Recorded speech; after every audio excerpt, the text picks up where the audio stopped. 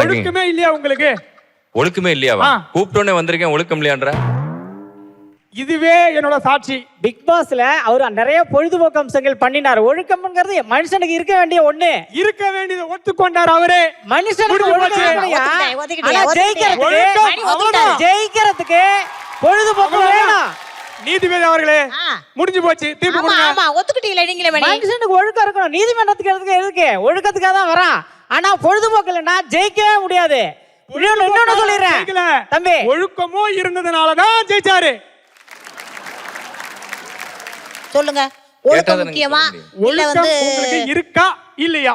பொழுதுபோக்கு முக்கியமா? மட்டும் தான் ஜெயிச்சீங்களா? இப்ப சொன்னா மாட்டிக்கிறவங்கயா. பொழுதுபோக்கு இருந்ததுனால மட்டும்தாங்கயா ஜெயிச்சேன்.